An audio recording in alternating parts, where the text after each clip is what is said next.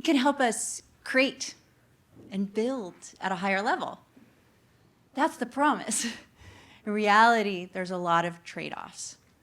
There's a lot of trade-offs, and we are truly facing uncharted waters because all of a sudden, everybody has sophisticated AI at their fingertips. It's as easy as using a search engine. And this is raising huge questions for all of us, questions that we are struggling to comprehend and understand, and we are ill-equipped to effectively navigate them all, and they are coming at us faster and faster. These are questions that only researchers used to be thinking about before we all had this access.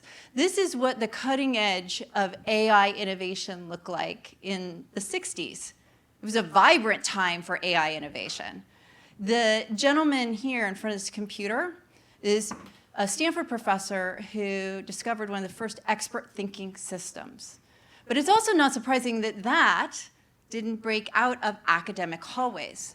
But then in 2017, these 8 researchers came up with a paper that proposed a new kind of architecture that formed the basis of the large language models that we're using today.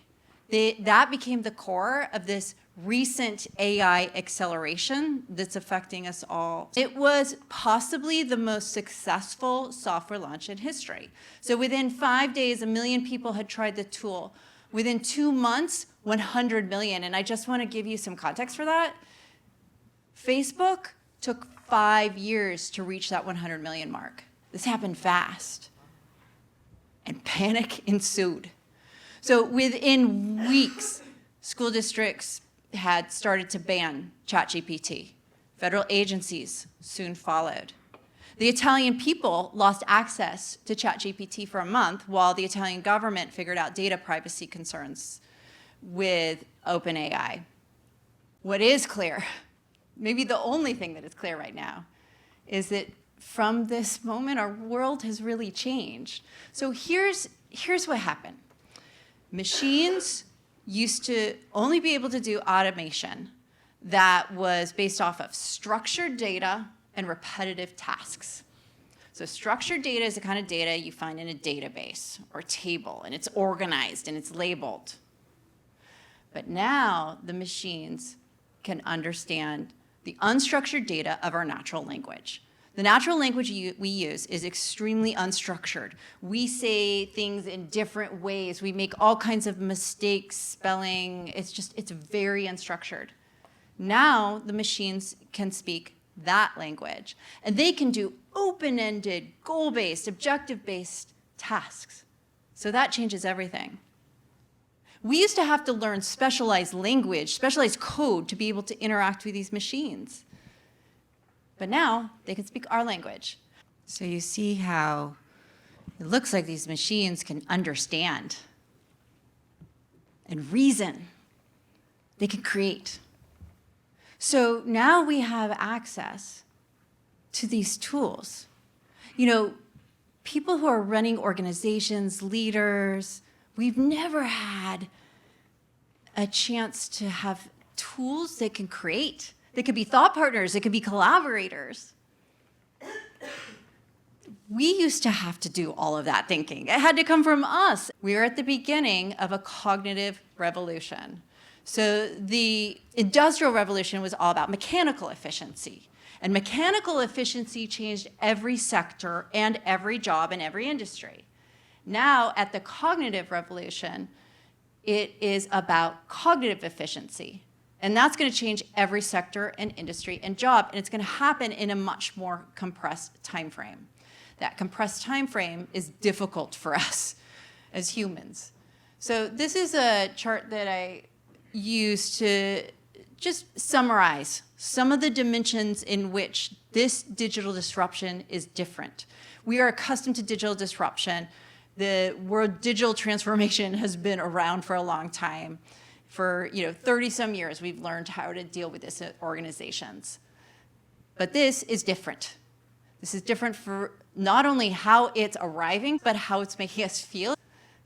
We are at the dawn of a new human-machine relationship. And this may be a relationship that you're not sure you want and you don't really know how to handle, but we're all going to have to learn how to handle it.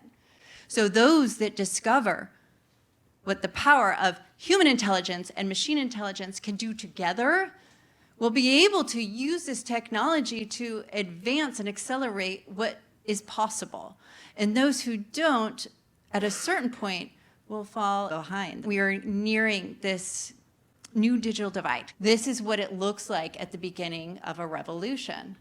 In our culture today, we are so focused on getting things out the door, getting a new way to serve the people that my organization is helping out the door, getting a new service out the door, getting a new product out the door.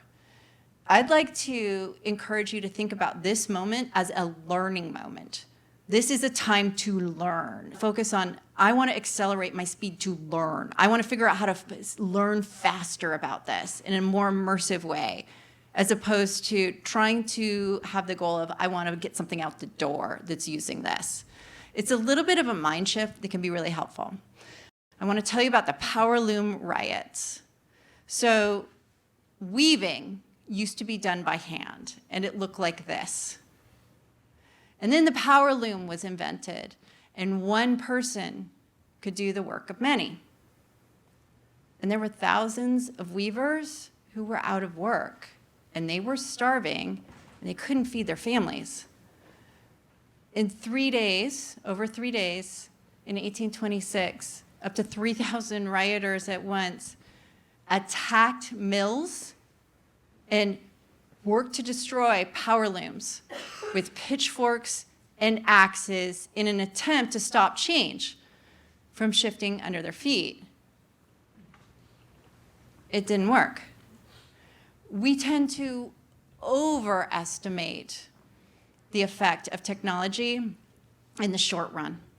So you'll see this as we start to play with the tools, and I had some conversations earlier about how, wow, we hear all these big stories of it's going to change everything, but when I get into it, I see some things that are sort of silly, and it doesn't seem like it works well.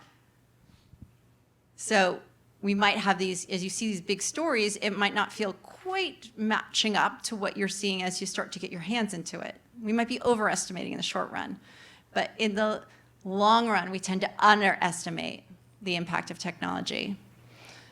So my hope is that with our time together, that if you take one thing from this, it's that the sooner you work to dive in and understand this technology, no matter what your preconceptions or sentiment about it is, the sooner that you'll be equipped to see change when it does happen.